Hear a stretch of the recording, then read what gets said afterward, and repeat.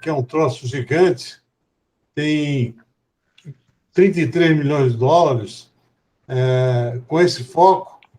Então, e eu falei que só sentava com eles depois de conversar com vocês. Eu não sei se vocês tiveram tempo de ver meu arrazoado. A ideia é que vocês... Eu aproveitei um artigo meu que eu pretendo publicar como narrativa, como justificativa. Mas se vocês tiverem observações, por favor, pode meter ali também. Mas eu estou mais preocupado com a agenda prática, os objetivos específicos e o que segue dali. Porque aí que o recheio das contribuições de vocês vai ser mais importante. Vocês conseguiram dar uma olhada, não? Dei aquela lenta. Sim. Então, tá. Como é que a gente faz? O primeiro ponto é a pactuação da narrativa. Como é que a gente vê isso? Eu estou fazendo uma reunião semanal do Conselho do Fórum, todos os domingos, mais de um ano. Continua cada um falando na sua praia. Cientista de um jeito, diretor de outro. Ninguém abriu mão da sua posição. Esse é o mais difícil, porque isso não é só cultura, hábito, também é toda uma lógica de comportamento institucional e profissional. Então, a ideia de fazer um evento antes do Seminário Internacional é para tentar que todo mundo entenda para que é um evento. O evento não é para vender ciência. A gente já sabe que vocês são os melhores do mundo na ciência tropical. O evento é para dar concretude, eu diria, construir o capital de confiança de que isso é verdadeiro. Então, tem que botar as páginas da gestão, da comunicação e da ciência no mesmo caminho. Como é que vocês veem isso? Desafio.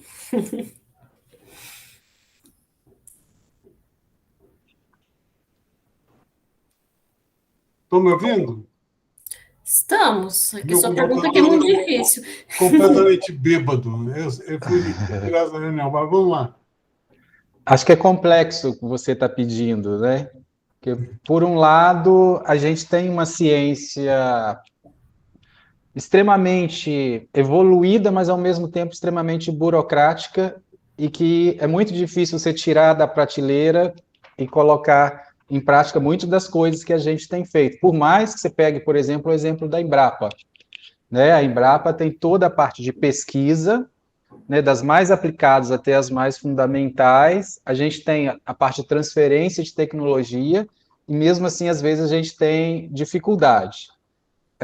Com a minha experiência, por exemplo, com café, eu vejo que com a indicação geográfica, que a gente teve que fazer uma espécie de dossiê científico para justificar tudo, a gente conseguiu um arcabouço interessante desses mais de 40 anos, mas fazer isso ficar aplicável, as pessoas acreditarem nos dados científicos e tem uma certa discordância que eu vejo muito entre mídia, né, marketing e ciência, porque assim, por um lado, o cientista ele fica meio no ostracismo mesmo, ele não gosta de se expor, porque você está pegando uma descoberta nova, tudo que é novo, de certa forma, gera uma certa repulsa, né? E você fica com medo de colocar a cara na janela.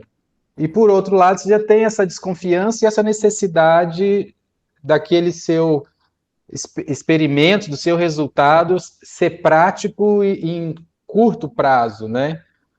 E o que eu tenho visto, assim, o que a gente tem dificuldade mesmo, é o que vocês estão discutindo aí, é formar massa crítica, mas massa crítica baseada em ciência, em fatos, né? Não em fake news, achismos, e isso que é o mais complexo, assim, principalmente quanto mais...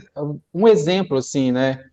Sempre trazendo para o meu lado, as pessoas têm uma noção que toda e qualquer agricultura na Amazônia ela não deveria acontecer e que ela é danosa para o ser humano, para o ambiente e tudo. E a gente vê, por exemplo, no caso do café, que é um caso muito específico, a gente vê que é o contrário. Se você tem uma cultura que tem alto rendimento por área e que ela é familiar, você diminui pressão sobre a floresta e assim vários exemplos, piscicultura, cacau, né? Mas deixa eu organizar a sua ideia. O que você falou é a melhor expressão do nosso desafio. É isso aí.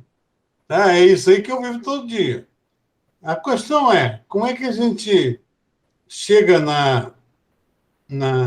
nesse wake-up call, que é a reunião de alinhamento, com ele, com Alaerto, com Bruno Carvalho, com o Judson, todo mundo entendendo essa página, que um depende do outro. Só para você ter uma ideia, na reunião 2 semanas atrás, eu pedi para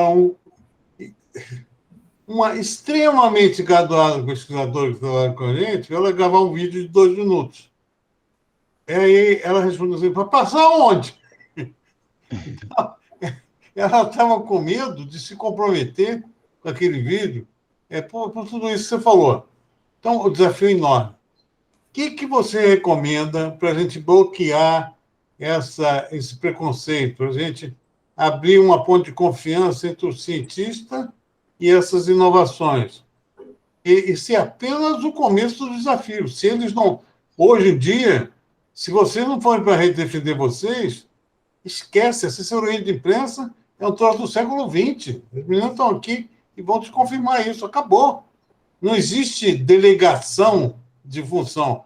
Você fala, a Priscila redige e o outro lá vai acreditar. Não é assim. Ou você pega a sua atitude, seu gesto e defende o que você acredita, ou você não fura a bolha. Então, como é que a gente chega lá? Em dezembro, com todo mundo entendendo que um precisa do outro. Que se não furar a bolha, vai faltar dinheiro para a pesquisa.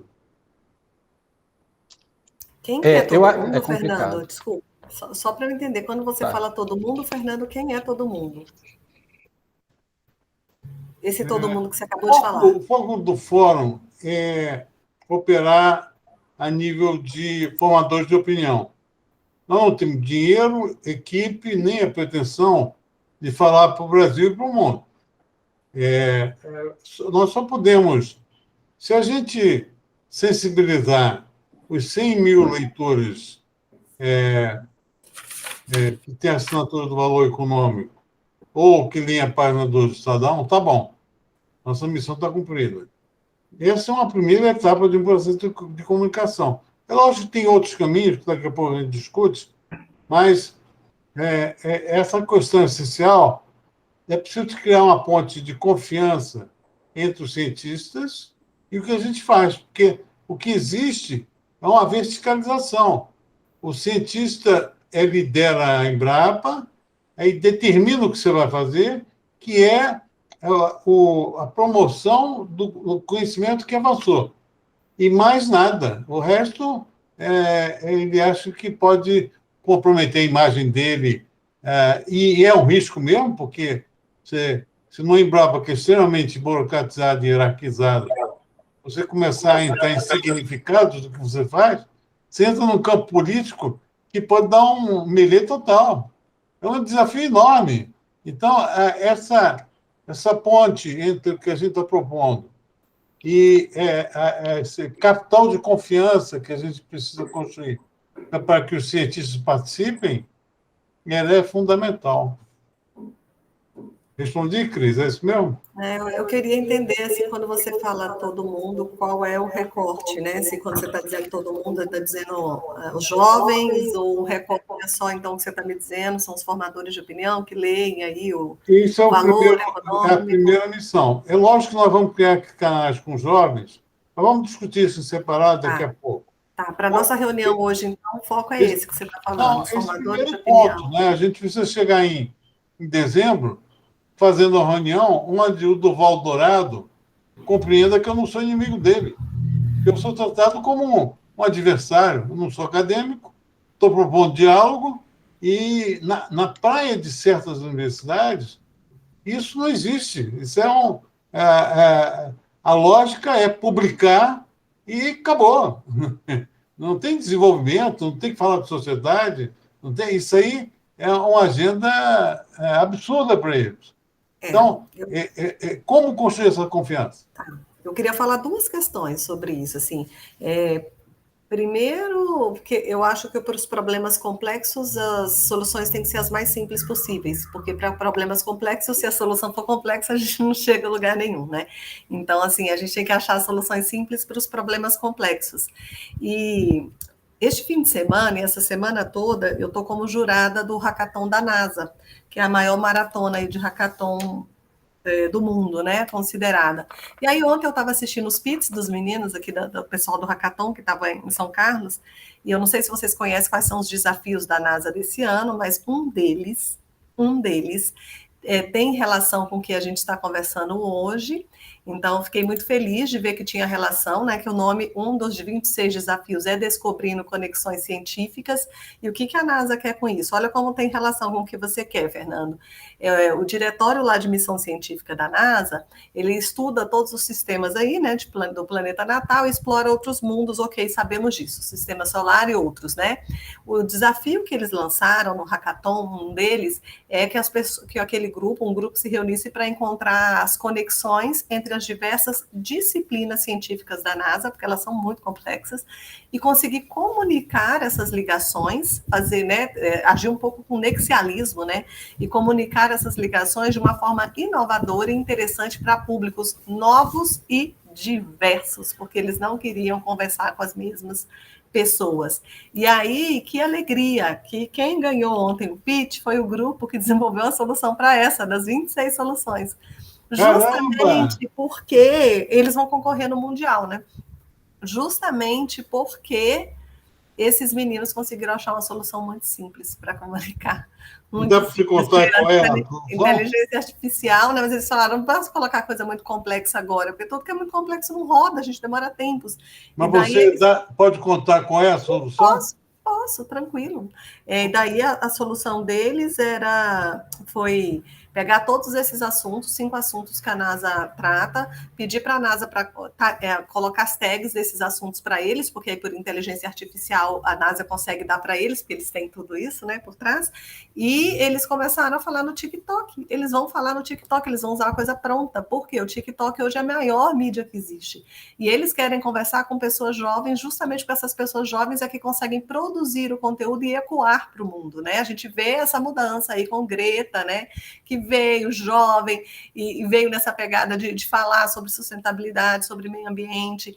Essas pessoas que mais defendem isso hoje, elas não são contrárias a esse conhecimento de que na Amazônia você pode produzir com sustentabilidade, elas não são as pessoas que leem o valor. As pessoas que leem o valor, elas têm noção disso, e elas não são pessoas que vão para o jogo e nem vão co-criar ou criar um vídeo para divulgar e defender, porque elas estão no escopo de recorte de idade, que ou elas têm um propósito e entram em algo como isso, como tá o Silvio, o Alisson, tal, aí com vocês no fórum, ou elas não vão fazer nada, elas vão debater isso tomando o vinho ou a cerveja delas lá, conversando com alguém, entende? E isso vai parar ali, né? Você tem pouca escala e alcance. Agora, quando você consegue falar com quem é mais sensível, que é essa ponta, esses meninos que estão produzindo o tempo inteiro vídeos, né? Então, o tempo inteiro se posicionando, eles se posicionam mesmo, eles não têm medo de ir para o jogo, porque eles não têm questão política, né? Eles não estão dentro de uma instituição que às vezes é pesado você falar alguma coisa ou sustentar alguma opinião, porque tem todo um viés institucional político. Eles não têm nada, eles só têm vontade, propósito. E eles são os meninos que mais criticam hoje as questões da Amazônia. Para mim, a gente atua com esse tipo de público por empatia. Né? Eles têm que começar a compreender. Então, assim, abrir espaços de diálogo para criar empatia de diálogo Amazônia é um caminho legal, desde que não seja unilateral. Esses meninos não estão aí para ouvir os vídeos que a gente faz. Não é isso, mas eles são capazes de criar quando eles acreditam. Vou falar duas coisas aí que você trouxe um negócio brilhante. A primeira é o seguinte: vocês viram o filme A Chamada? Não. Tem que ver. É um filme que já tem uns 10 anos, tem no Netflix. É a história de uns extraterrestres que chegam com 12 naves uma fica nos Estados Unidos, outra na Rússia, né? Na China, e as agências de inteligência americanas colocaram 2 cientistas para tentar entender a linguagem. E era um linguista e um físico. Toda a visão metafórica do filme é gestão integrada do conhecimento e colaborativa. E os dois conseguem entender a linguagem dos extraterrestres porque eles trabalham nessa praia. Que tem tudo a ver. Aliás, eu descobri o Marcelo Gleiser por um comentário que ele fez sobre esse filme, que está na rede dele, que é sensacional. Então, esse é o primeiro ponto. Muito legal. O segundo é o seguinte: fantástico. Daqui a pouco a gente fala sobre o acesso aos jovens. Agora, o que existe hoje é uma tremenda barreira desse público formador de opinião, porque eles trabalham contra eles mesmos. Eles não permitem sair da liturgia do cargo, só querem fazer comunicação não, informação dentro da casinha, e se a gente não conseguir sensibilizá-los, a gente talvez tenha resistência muito grande para arrumar dinheiro. Eu estou há 8 anos nesse projeto, na base do sacrifício, porque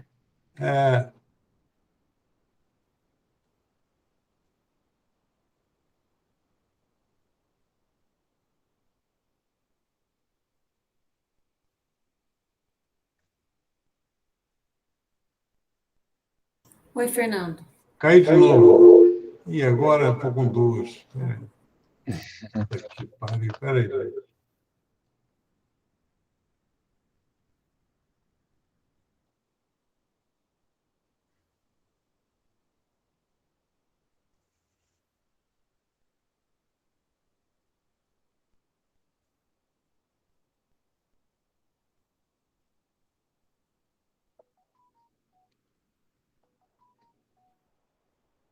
Alda, você consegue me tirar aqui? Você consegue me tirar, Alda? Consigo. Espera aí, vou tirar um.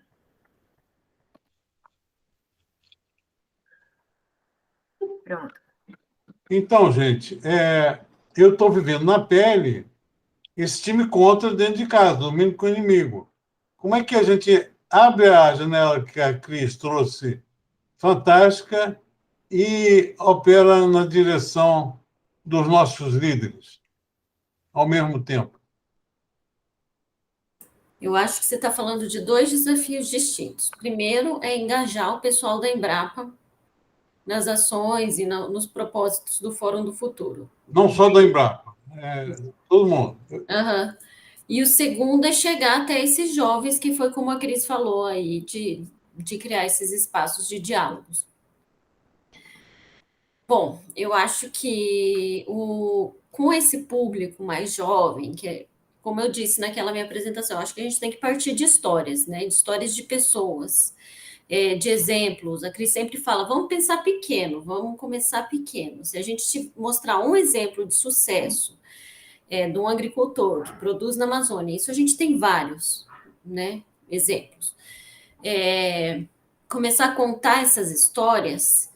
Começar a contar, não, deixar que esses jovens contem essas histórias, isso seria fantástico. Agora, não sei como isso, mas eu acho que é por aí. E quanto a esse outro público, que são os cientistas, pesquisadores, como engajá-los? Não sei, devolvo para a Cris aí a pergunta, porque, enfim, eu acho que primeiro eles têm que ter bem claro o que é o Fórum do Futuro, enfim. Vocês já explicaram, mas eles precisam sentir mais na pele isso, eu acho. Então, essa dimensão pequena que você traz é exatamente a ideia do polo demonstrativo.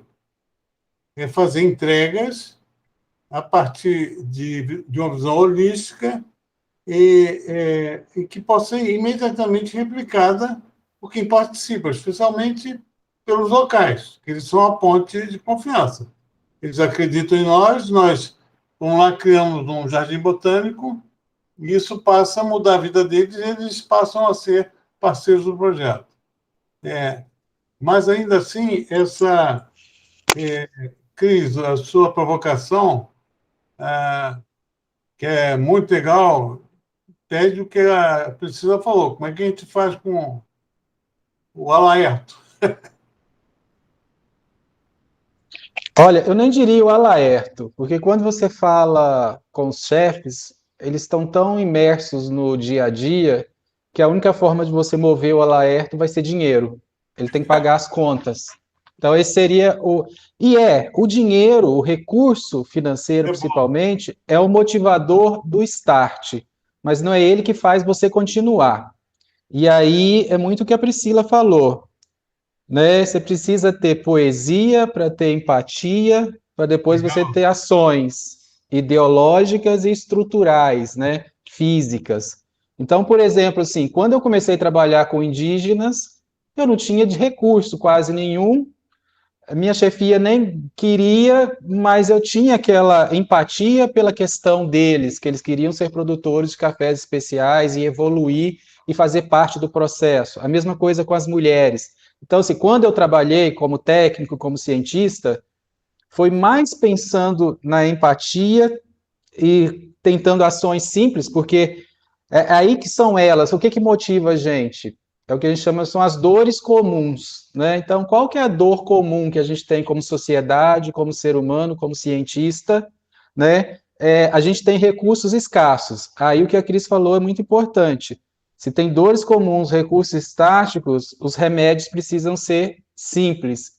E simples e talvez porque a gente tem dores que são imediatas e tem dores que são crônicas, né? A questão, por exemplo, da floresta amazônica já é uma dor crônica. Então, assim, e o que a gente tem que saber, assim, existem pessoas desinformadas, mas a gente não pode tratar o público que a gente quer atingir como exatamente ignorante. O que eu quero dizer com isso?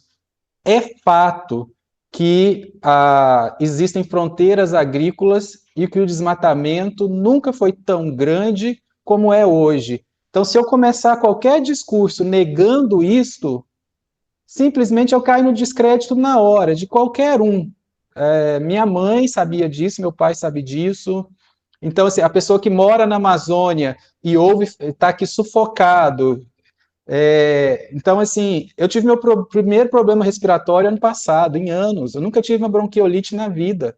E eu tive por causa da queimada que você não enxergava. Então, assim, não dá para negar isso.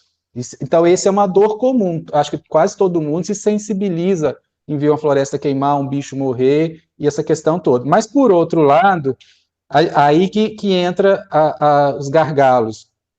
A gente tem o conteúdo humano, né? A gente tem a questão do ambiente, que esse conteúdo humano gera pressão sobre o ambiente, e, por outro lado, a gente tem consumos e necessidades, né? Então, a gente tem a necessidade de sobrevivência, que é o básico, e aí é uma coisa... Você suprir a sobrevivência, às vezes é mais fácil, mas o que eu imagino, assim, imagina um discurso, até da Greta mesmo, sou a favor do que ela fala e tudo, mas você pega, por exemplo, eu não sei a vida dela, mas eu já vi muitas pessoas fazendo discursos sobre preservação na Amazônia do alto do meu ar-condicionado, e assim, usando joias que ele nem sabe a origem do ouro, que possivelmente veio de um garimpo da Amazônia ou da África. Então, assim, como é que eu estou aqui no alto do meu ar-condicionado, que gasta energia, e do meu conforto, não estou falando que é errado, é justo, mas eu tenho que me informar qual é o custo das minhas necessidades, qual que é o custo humano, o custo ambiental, e quem está ali na ponta fazendo isso. Então, uma coisa que a Priscila falou é muito verdadeiro. Histórias. A gente precisa entender que tem um ser humano produzindo e qual a dificuldade dele produzir, mas a gente também não pode simplesmente nivelar por baixo e tratar que a pobreza é a causa de tudo. Porque você vê, por exemplo, assim, eu lembro quando iniciaram as queimadas, eles falaram assim, o problema é o ribeirinho e o agricultor familiar que ele coloca fogo. Olha, nem o indígena coloca fogo dessa forma. Outro dia, tinha um repórter que foi visitar os indígenas, ele chegou lá e viu colocando fogo. Mas aí, sabe que e ele ficou, nossa, você está colocando fogo aqui numa reserva? Aí ele falou assim, eu espero 3 primeiras chuvas, aí eu faço um acero e depois eu coloco. Até o indígena, para colocar fogo, ele domina uma tecnologia. O pequeno também, ele tem isso, e principalmente o pequeno, que ele tem amor à terra. Ele trata aquilo ali, ele quer passar para os filhos. Quem quer passar para o filho não destrói a capacidade. Agora, o que a gente tem por outro lado? Tem pessoas inescrupulosas que trabalham como gafanhotos e que chegam na floresta, desmatam sem aproveitar a madeira, tacam fogo, planta soja e depois... Então, assim, a gente tem problemas, sim. A soja é um problema para o desmatamento, de forma geral, nas fronteiras agrícolas? É. Agora, o que a gente tem que mostrar é que existe o problema, mas existem pessoas que estão plantando soja usando integração lavoura-pecuária, usando plantio direto, sendo extremamente eficiente e efetivo no plantio, e que aquilo está gerando renda, e se gera renda, pessoas felizes não destrói. Então, assim... Deixa eu Tá, desculpa que eu falo muito. Não, aproveitar o tempo, que a conversa com vocês é muito valiosa, e nós concordamos com absolutamente tudo que você trouxe aí. 2 aspectos. A nossa agenda nunca é de negar nada, é uma agenda positiva de como resolver. Sim. O outro aspecto, a história e a poesia estão conectadas com o envolvimento das pessoas nos projetos, isso já está posto. O que eu queria chamar a atenção de vocês é que eu estou há 6 anos tentando trazer Rio Verde e não consigo porque lá existe um conformismo. Esse conformismo é monetizável. Se o cara está vendendo soja a R$ 150 o saco, você conversar com ele sobre riscos e ameaças, é jogar a conversa fora. Os caras lá são, do ponto de vista da sustentabilidade, tem uma dezena de caras lá que é impressionante, são os melhores do Brasil. Esse controle biológico, eles são foda. Agora, do ponto de vista da visão estratégica, eles estão no século passado. Então, lá é difícil você sensibilizar. Agora, em um mês eu consegui, na Amazônia, fechar o primeiro polo demonstrativo no Brasil. Por quê? O Adélio Barofaldi quer fazer ILPF, o diretor do Cicobi quer fazer ILPF, a discussão dele começa na educação. Todos os atores, principalmente o presidente da cooperativa de café, acham que a sustentabilidade é um meio de sobrevivência. Então, nós demos um passo gigantesco do ponto de vista estratégico e institucional. Agora, o que eu percebi aqui é que se a gente conseguisse acoplar textos com as falas de vocês a esse trabalho que eu estou colocando aqui, a gente daria um salto enorme. Por quê? Porque eu sou suspeito que eu sou velho. A Cris já me denunciou aí, eu quero conversar com os velhos. Vocês trazem a juventude, vocês trazem a experiência prática e vocês trazem as chamadas dores. Vocês vivem esse dilema no seu dia a dia. Se vocês toparem, pode fazer 20 linhas, 30, não precisa muito, mas seria muito legal, não sei se isso pode trazer algum incômodo profissional dentro da hierarquia, mas eu posso falar com os chefes de todas as unidades. Foi o caso que eu fiz com a Priscila, conversei com o Bruno, ele liberou geral. Posso botar o meu pessoal para ajudar, porque a Embrapa está envolvida institucionalmente, lá em cima. Acertar embaixo é mais fácil. O que vocês acham disso? De vocês, cada um de vocês, resumir essa visão para a gente ter uma justificativa mais robusta. Cris, topa? Tudo para mim depende de prazo, porque assim, para eu participar dessa 1 hora hoje foi uma loucura, né? Eu estou... O prazo que você puder. A gente vai agregando. Após 15/10, depois que eu fizer a minha prova de Sem mestrado. problema. Se os demais puderem trazer antes, eu vou fazer a reunião com o Land Funding, vou levar as ideias de vocês, mas à medida que vocês forem trazendo a visão, eu incorporo Por quê? Aí vamos para a segunda página aqui. A ideia é chegar no dia 1º de dezembro com todos os projetos executivos desenvolvidos. O do Mel já tem um zilhão de contribuições. A moça da Embrapa de Belém lá, ela é entusiasmadíssima, também está nesse negócio de validação com a chefia, mas vai ser resolvido. E a Vera Imperatriz, da USP, também está turbinando gente para a gente formatar um projeto qual seja. Se você conseguir criar o Jardim Botânico com o meliponário, isso vai ser uma base para várias coisas. Primeiro, para a ação junto às escolas. Segundo, para as campanhas. Eu estou pretendendo fazer uma campanha aí no campo da poesia que o Henrique trouxe, chamado Uma Colmeia em Cada Casa. Eu já vi uma experiência dessa, uma família que tem 4 colmeias em casa, quem cuida são as crianças. E as crianças bebem aquele mel. Essa conexão produziu uma ponte direta para a importância da polinização.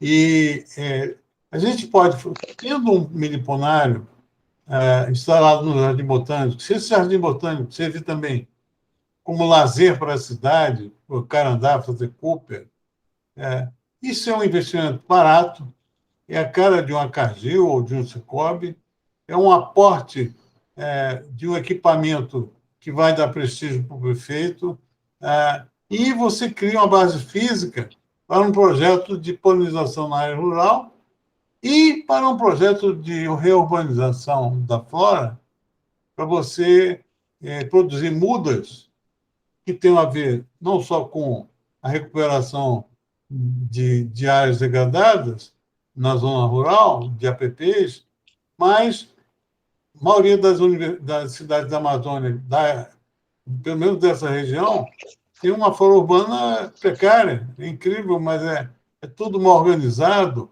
as calçadas quebram. Então, produzir mudas de espécies locais adaptadas à realidade urbana que possam, a médio prazo, contribuir para a redução da temperatura da cidade. Tudo isso é um pacote e é fácil, relativamente fácil de fazer, porque não é muito caro. Mas a gente estaria gerando um modelo de tratar na base científica sempre para dar segurança aos pesquisadores que nada vai ser feito sem referencial científico, mas atuando com uma visão política e estratégica de mobilização das pessoas. O que vocês acham? Então, a gente vai até dezembro, fechando conectividade, a questão do impacto mínimo da agricultura sobre a natureza na produção de alimentos, que é o projeto de transformar Rondônia, o primeiro estado que vai converter pecuária extrativista em LPF. Isso você já tem mensurado o quanto tem de floresta, o quanto já está aberto, dá um break no desmatamento. Tudo isso, claro, que são propostas, mas tem um poder de soft power muito grande, até porque os produtores de lá não conhecem a LPF e estão doidos para conhecer, porque tem 2 ou 3 exemplos, um, inclusive, é da Carla, que foi mulher do Roberto Rodrigues. O Barofaldi, eu vou na reunião, mas eu quero falar com o Roberto. Por quê? Porque o exemplo da Carla e do próprio Oberdan do Cicobi são admirados entre os empresários do local.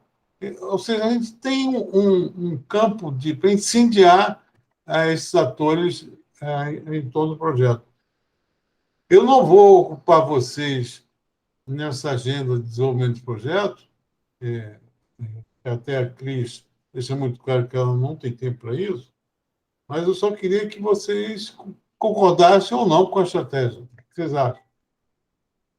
E aí a gente faz um recapitulação de alinhamento. Oi.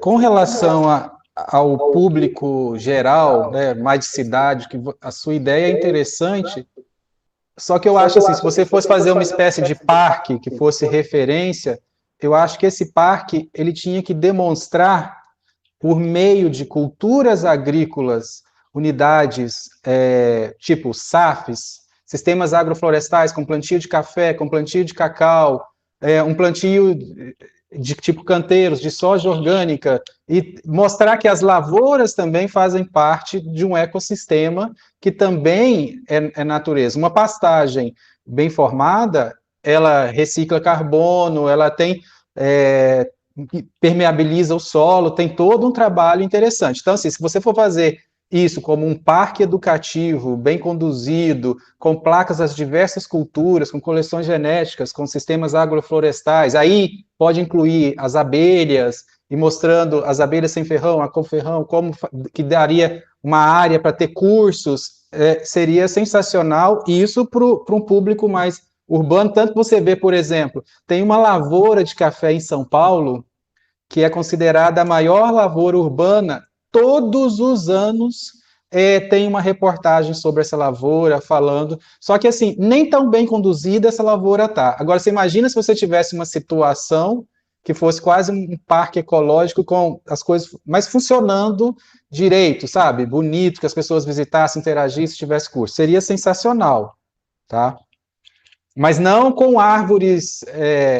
Eu acho que tem que mostrar que a agricultura está integrada. Então, essa espécie de bosque, ele tem que ter frutíferas, ele tem que ter cacau, ele tem que ter café, em algum momento ele tem que ter girassol e soja.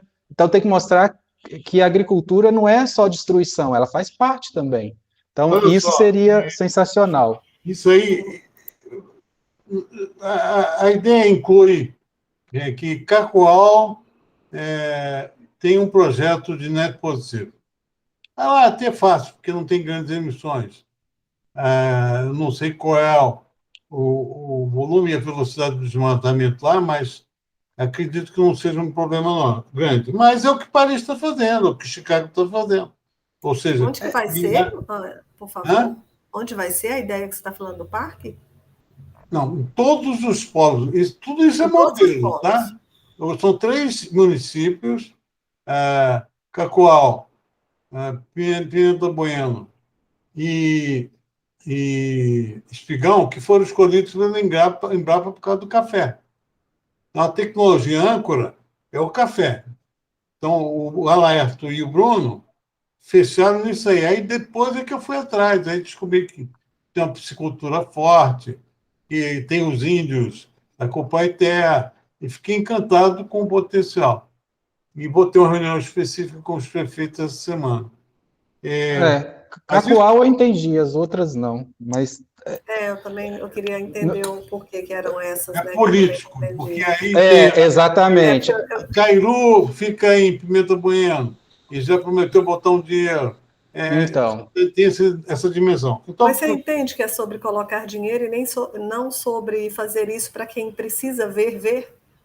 Quem precisa ver isso? É quem está lá ou é quem está mais nos centros urbanos e que está longe da Amazônia? Exatamente. E que o ar-condicionado vai lá e critica sem saber como as coisas acontecem. Se você não colocar o bem-estar, a qualidade de vida e a percepção da ciência aterrissada no ambiente local, se os atores locais não forem defensores da ideia para contar suas histórias, você não vai convencer lá fora.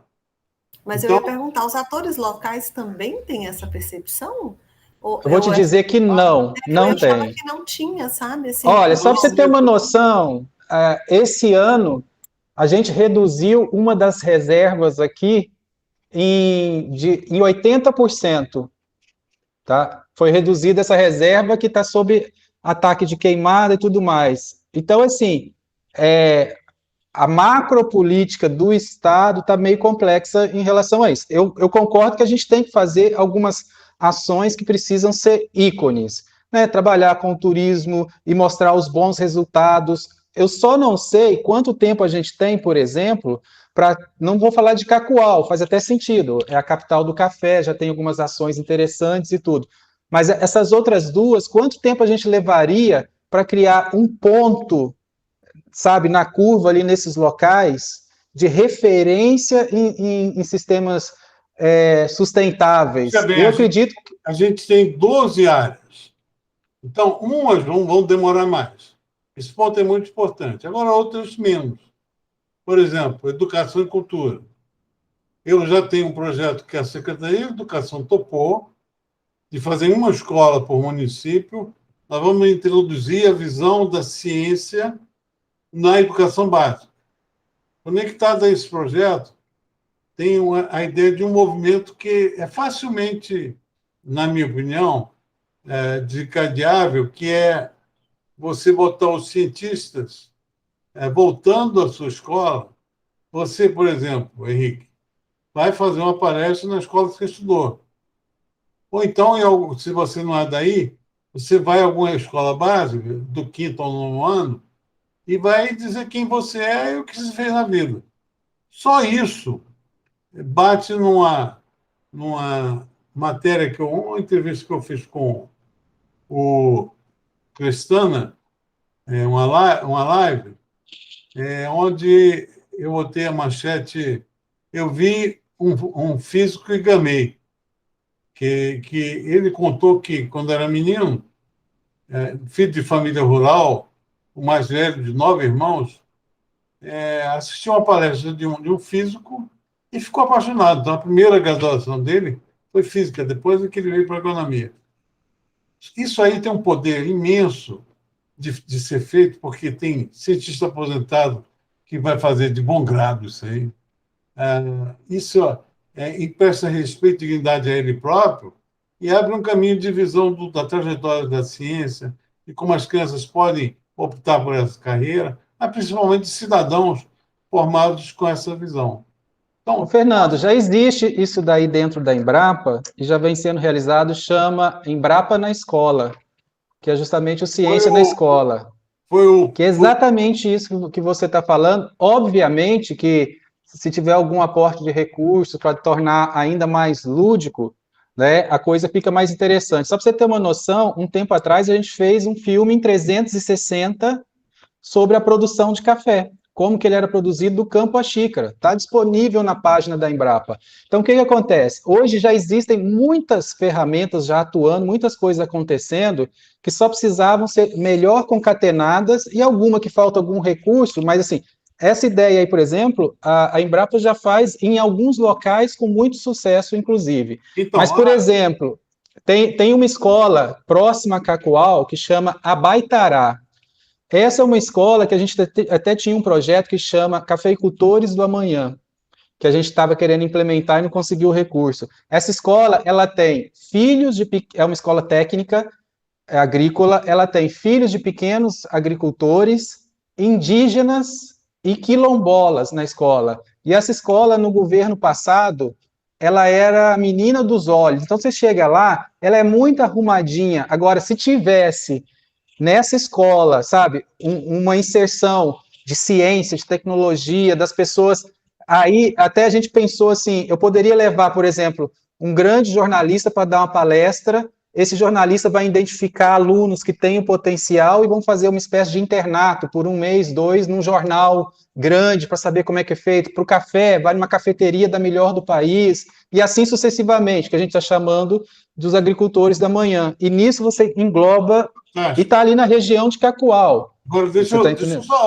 só amarrar. Tá. Quem que mostrou o programa Embrapa Escola foi o Silvio, lá para trás. E o que a gente está tendo a oportunidade de agora é de fazer isso com empoderamento político. Eu quero começar com o Evaldo Vilela, presidente do CNPq, voltando a Campo Belo, com o reitor da USP, com o presidente da Academia Brasileira de Ciências, com o presidente da Embrapa. A gente tem a condição de fazer um movimento nacional e natural através de lideranças que já estão aí estabelecidas e concordando conosco. Esse é o tipo de coisa que é associado... Eu não sei se eu vou ter condições políticas, que a Secretaria de Educação é jogo muito duro, o governo tem uma outra linha e tal, para escolher as escolas, mas eu coloquei isso lá com ênfase. E eu vou considerar essa que você está falando aí, porque isso aí é show de bola. Mas, sensacional. As ideias existem todas e muitas dispersas. A nossa chance aqui é a condição de fazer numa dimensão política, inclusive, e é importante que vocês incorporem isso, com a participação de universidades internacionais.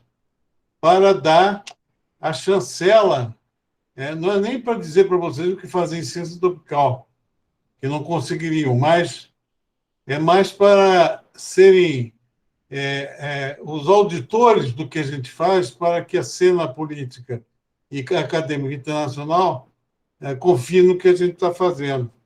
Sensacional. Então, a Cris ficou para depois do dia 15. O Henrique, quanto você pode mandar? 20, 30 linhas? Então, eu só quero entender, você quer 20, 30 linhas de ideias, ou você quer 20, 30 linhas de um texto falando da questão de sustentabilidade na Amazônia e como que isso...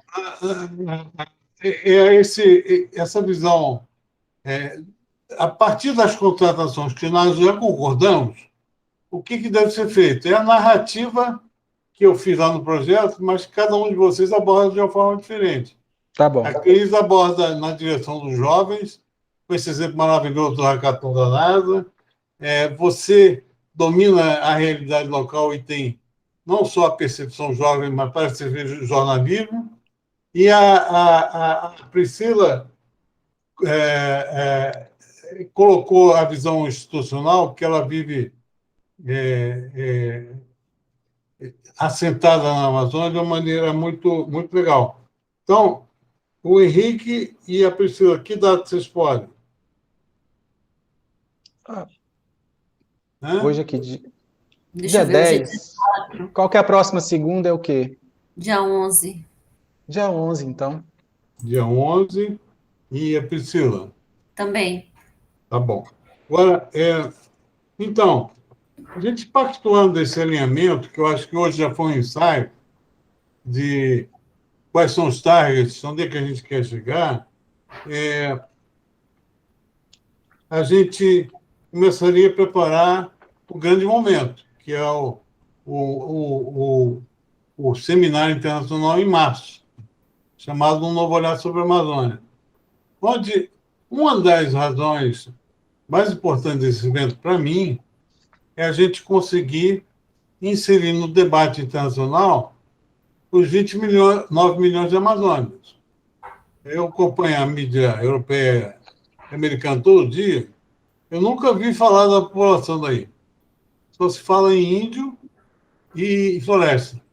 É como se as pessoas que moram aí não precisassem de emprego, renda, alimentação. Henrique já abordou isso. De comida, Fernando. Só para falar com uma frase que eu estou pensando há um tempo aqui, sobre tudo que você está dizendo, é que para a gente defender a Amazônia é preciso conhecer a Amazônia.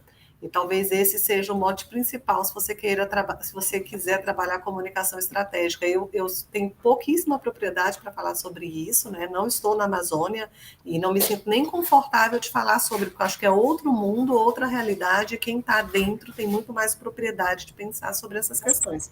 Mas não conhecer sobre os olhos dos outros. Você tem que ter o seu ponto de vista e referência, porque assim, quando você tem um atravessador, você vai na ideologia dele. Isso. E dentro do que você falou, Cristiane, já vou até dar um spoiler do que eu vou colocar nas minhas 20 linhas, eu acho que o que tem que ser feito primeiro a gente tem que definir como amazônidas quais são as nossas dores. Os amazônidas cientistas, os amazônidas agricultores, todo mundo. Quais são as dores, onde tem que atacar?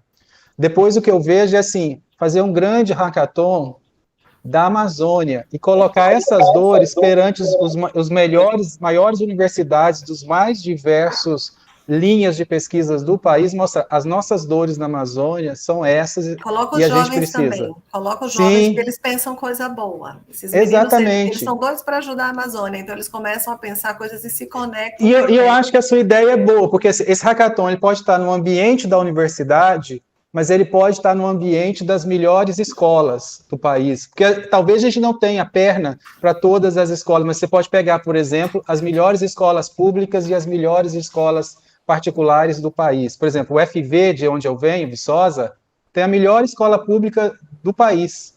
Está lá. Então, assim, se você pega essas mentes, sabe, e coloca para pensar em soluções, vão surgir soluções que às vezes é um desenho que explica tudo e abre a mente da gente. Sim. Mas eu acho que aí sim você coloca E bem na sua ideia, Cristiano, é um grande hackathon nacional com as mentes pensantes, mas primeiro a gente tem que identificar as nossas dores. Aí você tem dores, ideias, aí entra essas pessoas, o Barofaldi, as empresas, para subsidiar essas melhores ideias. Eu acho Entendeu? que isso que eu estou falando tem relação com o que com a Priscila disse, né, Priscila, que é um pouco assim, a gente consegue ter empatia e contar histórias se a gente começar a contar histórias que as pessoas entendam que para você defender algo, independente Sim. do lado que você esteja, você tem que conhecer bem.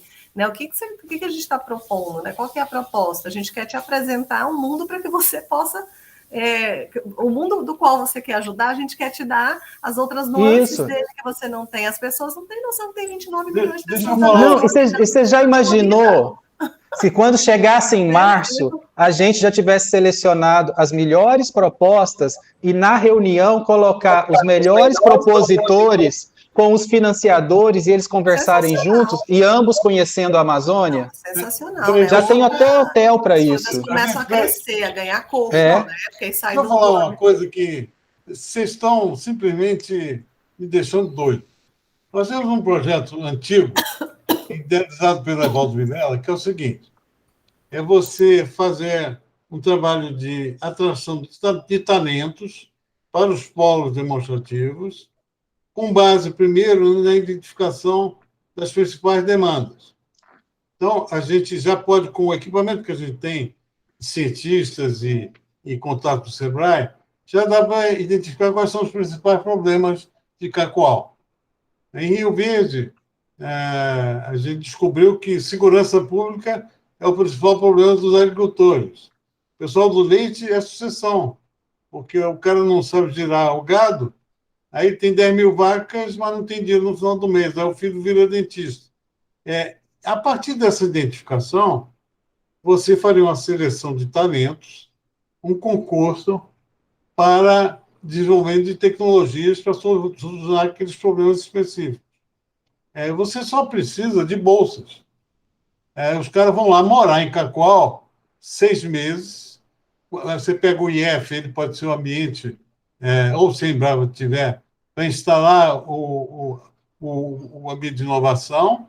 E aí, segundo as estatísticas, 66% dos talentos ficam nos municípios. Porque se na casa namoram, há um emprego, em 5 anos você tem 100 talentos jovens conectados com o mundo em Cacoal. Isso aí tem tudo a ver, é o que vocês disseram, só que será que a gente consegue? Não é chegar lá para apresentar aos investidores, mas já constituir agora, para que em março já seja a instância de implantação. Tem todo um trabalho de preparação nisso aí, que eu já vou botar no projeto, porque tem tudo a ver. A outra coisa, vocês viram o meu documento sobre ensaios decodificadores? Não, né? A proposta é o seguinte, não sei mais quem de vocês falou, sobre conhecer, acho que foi a Cris. Então, o cientista sempre trabalha na linha do avanço do conhecimento. Cris, só um segundo, só concluir esse raciocínio. Mas não fotografa o que foi feito. Então, o quanto a agricultura tropical contribuiu para o aumento da longevidade, para a melhoria da saúde dos brasileiros, isso não está qualificado num estudo de 5 páginas, escrito por um cientista, mas com o objetivo de esclarecer a situação.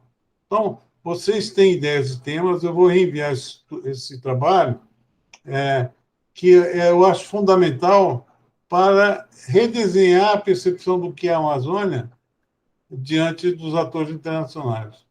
Cris, olha, obrigadíssimo, desculpa você usar o seu tempo, que eu sei que está muito apertado, mas... Eu que peço adorei, desculpas, é porque eu tenho uma aula às 17 horas, senão eu ficaria mais, mas aí eu não, tenho que sair. Beijo, Cris, bom te ver de novo. Também, tchau, tchau, a gente se Tchau. fala depois. Beijo. Eu peço que vocês fiquem mais 2 minutos. Então, dentro do seminário internacional, ou talvez até mesmo no Wake Up Call, eu queria fazer um Hunger Summit. Ou seja, tanto aí na Caatinga quanto no Cerrado, na Caatinga é o mais evidente, você tem ciência de alta qualidade cercado de miséria por todos os lados.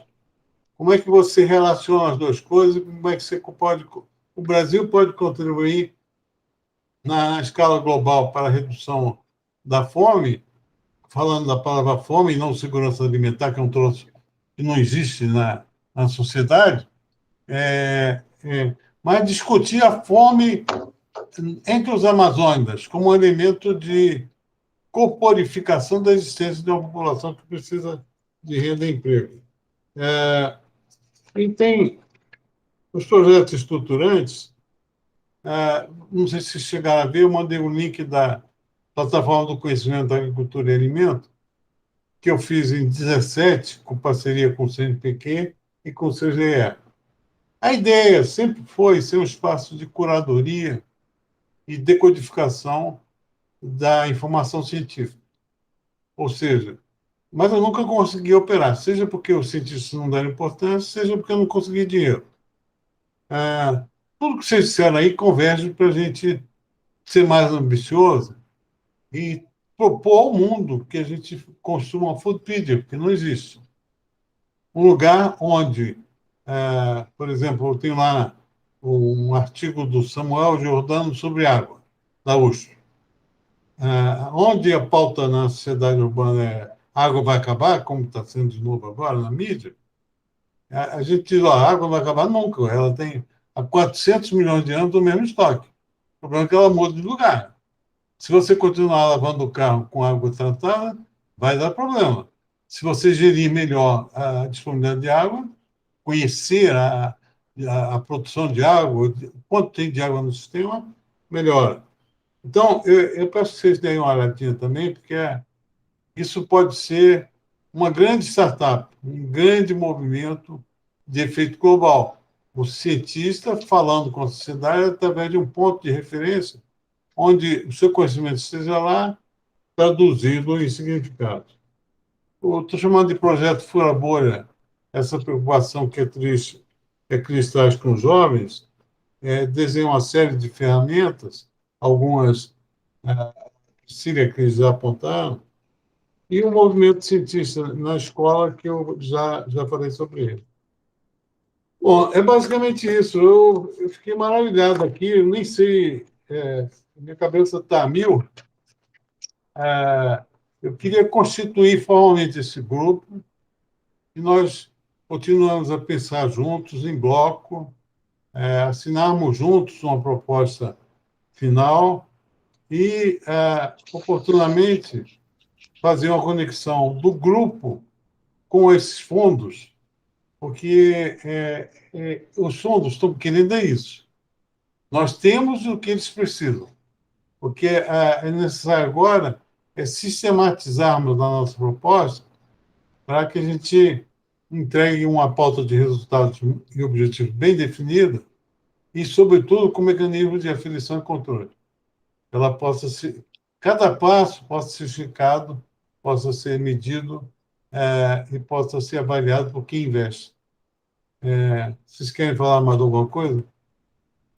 Priscila levantou a mão. Não, sobre o Foodpedia, eu li o documento que você mandou, eu acho que a gente já tem a Wikipedia. A questão é a gente habitar mais a Wikipedia com esse tipo de informação, porque ela é uma plataforma livre. A gente não precisa criar uma nova. Eu acho que a gente pode aproveitar muito bem, por exemplo, fazer uma força-tarefa para adicionar verbetes ou enriquecer os verbetes que já tem na Wikipedia com esses dados que a gente quer colocar. Porque qualquer um pode ir lá e editar os verbetes da Wikipedia e relacionar e criar links. Eu não sei. A sua ideia é sensacional, porque você diminui, você já tem o público que é cativo ali, que já utiliza. Uhum. Então, por exemplo, teria essas equipes, uma equipe vai lá e fala assim, deixa eu ver sobre o Cacau, sobre LPF, o que está escrito aqui? Não tem nada, tem 3 linhas. Aí vai acionar as mentes pensantes das diversas áreas e direcionar. A gente precisa fazer um documento que esse grupo que trabalha com ILPF acredite nele e acredite e vai lá e coloca. Se montar essa equipe que fique sempre rastreando e filtrando e organizando, você consegue realmente, com menos esforço do que criar um novo... Está corretíssimo, Priscila. Eu acho que é E aí, sensacional. Só que você precisa de uma equipe, né?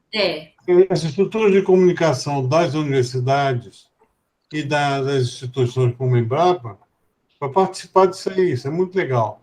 Agora, eu não abriria mão de tentar fazer um trabalho, um canal, criar um canal. Por quê? A Wikipedia está aí há tantos anos e não impediu que a crise de confiança entre ciência e sociedade fosse instalada nos Estados Unidos de uma maneira tão grave.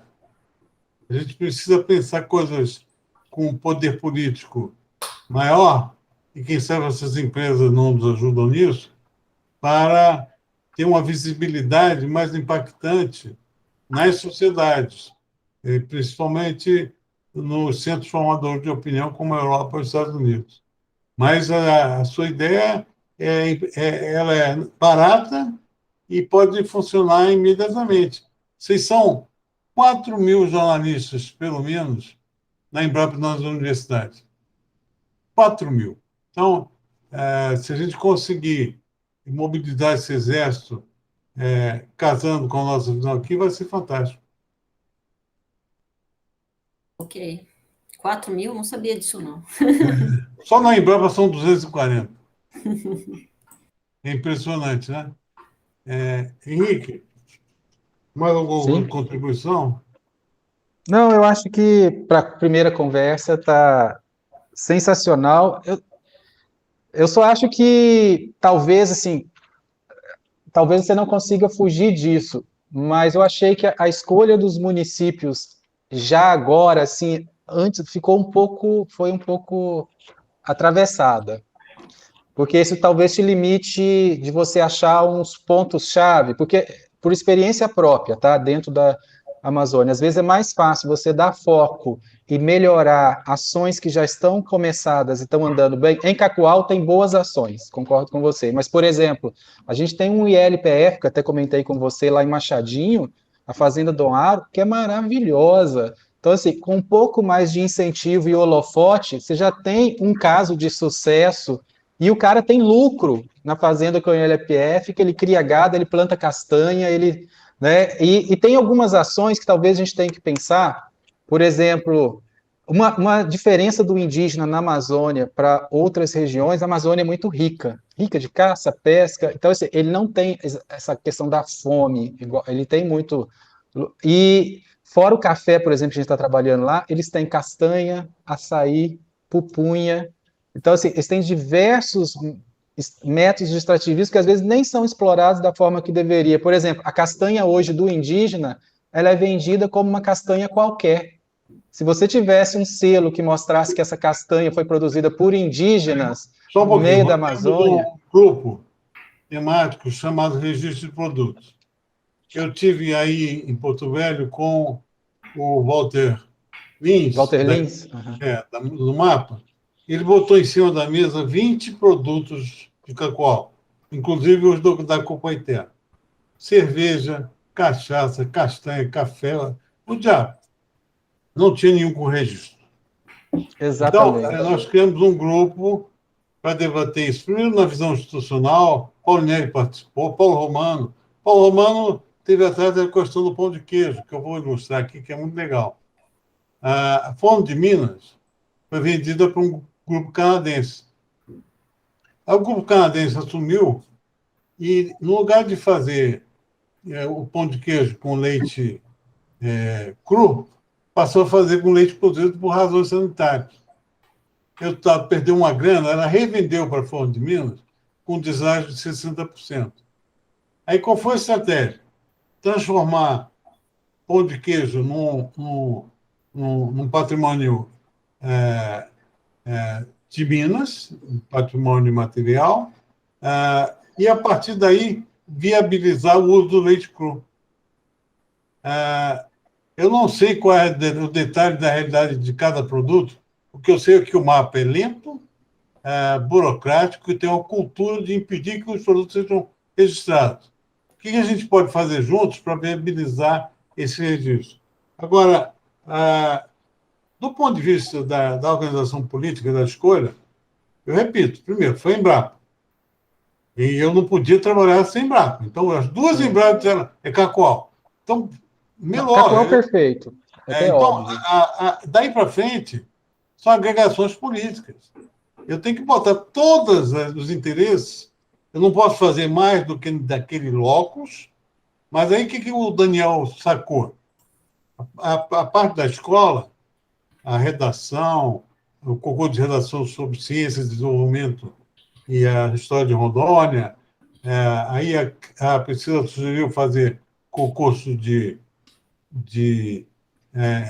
vídeos para o Instagram, etc. Cacoal, Pinto Bueno e Espigão do Oeste. Pertinho. Eu perdi o fio da meada aqui agora. Das ações do concurso de redação, história. Ele está envolvendo as ações de cultura e educação com 16 municípios. Mas isso vai ser uma agenda dele, não nossa, porque eu não tenho condições de fazer mais do que uma escola do município por causa do tamanho da gente. A gente não tem dinheiro nem para pagar salário. Hoje, a realidade, nossa realidade institucional é extremamente frágil.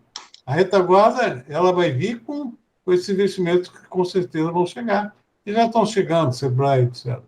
Mas é isso que eu acho que talvez a gente tinha que repensar de ter os pontos de equilíbrio. Assim, tem ações que você faz genérica, mas a gente precisava realmente criar um polo para as pessoas visitarem e saber assim, é assim que é feito. Uma escola de verdade funciona assim, sabe? Você sabia que os Paiter criaram uma universidade? Então, já pensou se a gente dá apoio para essa universidade realmente se firmar e funcionar, uma universidade indígena que estuda cultura? Eu sei que eles têm uns acordos com o USP, com algumas universidades de São Paulo. Então, assim, tem algumas ações, a Baitará Escola, essa universidade indígena, que se a gente consegue focar nelas e melhorar, ampliar e fazer aquilo virar um modelo, a gente vai poder mostrar para quem vier de fora, olha, realmente a gente tem problemas, mas olha aqui que legal, isso que está sendo feito aqui.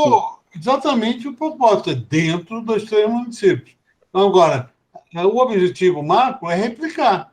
Se algum ator empresarial de governo quiser replicar em outros municípios, graças a Deus. Só que a gente não pode fazer fora dali, entendeu? Entendi. Porque não dá conta. Pô, mas foi muito bom. Ô, Rick. Oi. Eu estou suspeitando que a sua formação tem ciências sociais no meio aí, cara. Não? Tem não. Olha, eu sou engenheiro agrônomo, mestrado e doutorado em engenharia agrícola, sou de Viçosa, Minas, né, sou do UFV. Eu fui aluno da Denise, esposa do Vilela. Ah, você está brincando? Sério. Ele vai adorar saber disso. E assim, eu estudei no Colune, que é uma escola pública maravilhosa. Então, eu sei o valor de uma escola pública, eu sou filho de educação pública, né? Fantástico. Então, e aqui na Amazônia, né, Priscila, a gente vê essas situações, não tem como você não ver a questão social de uma forma, de um contexto diferente, né? Mas você me permite dizer o seguinte, você tem uma visão muito diferenciada, não é a visão do engenheiro agrônomo. Eu não sei como é que você foi cooptado mordido por esse inseto aí, mas em algum momento foi picado por uma coisa diferente. E se você é um modelo, cara. Se você vem de Viçosa, eu conheço profundamente o Evaldo. Eu sei o quanto Viçosa exige dos alunos e o quanto ela é focada nos seus temas. Viçosa, apesar do Evaldo, é o ambiente mais difícil da gente entrar.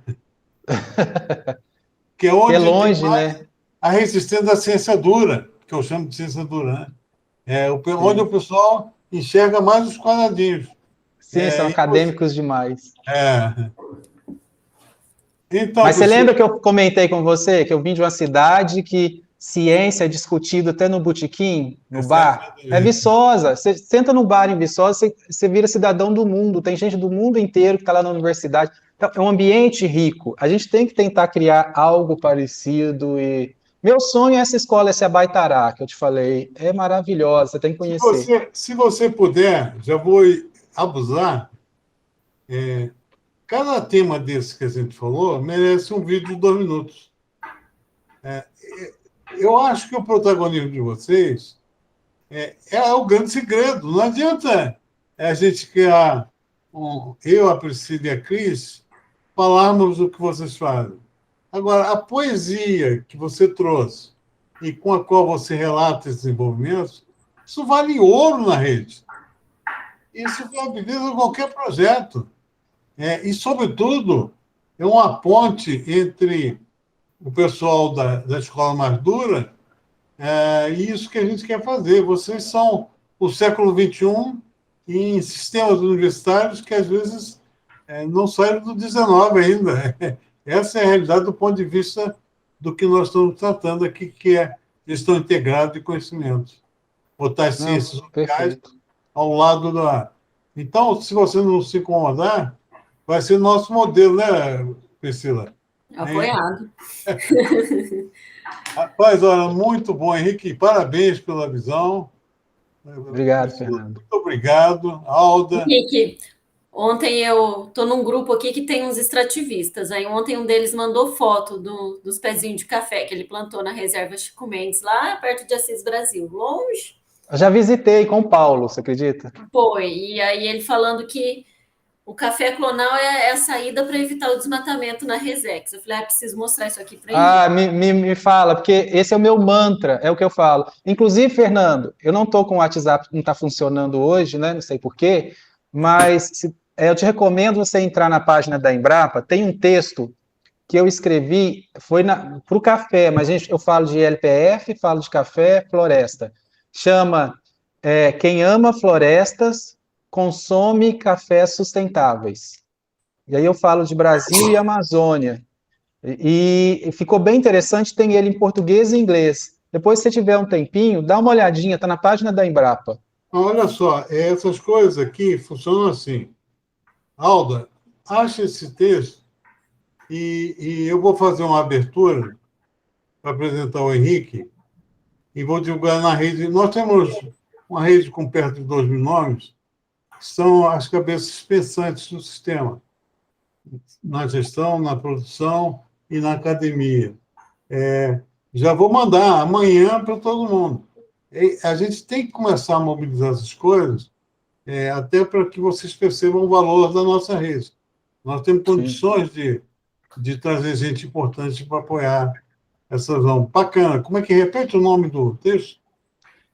Quem ama florestas consome cafés sustentáveis. Você consegue pegar aí, Priscila, na página da... O link está bem...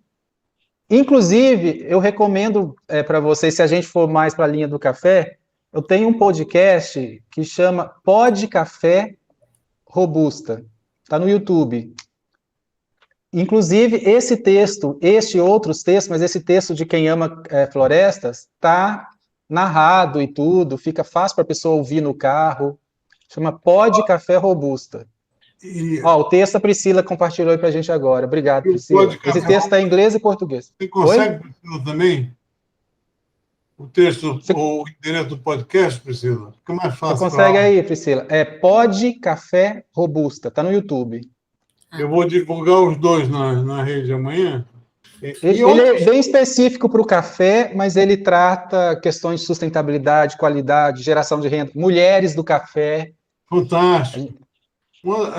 Gente, olha, usem e abusem. Toda vez que tiverem material, vídeos, o que for, manda que eu distribuo na rede, tá bom? O Alaerto compartilhou com você, né, o documentário sobre produção de robustas amazônicos que a gente fez pela Embrapa, de 50 minutos. Passei para todo mundo. Legal. Esse tem legenda em inglês, ele tem libras, a gente fez com acessibilidade. O ponto ideal da colheita do café. Aí, Isso aí. Desculpa, gente, desculpa. Olha. Dei a busca aqui e veio, ele começou. Você comprou os dois álbuns. Aí, tá aí. Ok, peguei aqui, vou pegar o segundo agora. Gente, olha, muito obrigado. Eu que Espetacular. agradeço. Acho que Por nada, nós juntos, tá bom? vamos juntos. Valeu muito. Obrigadão. Valeu, gente. Um abraço. Tudo de bom. Obrigado, Ana. Né? Vou passar um café agora.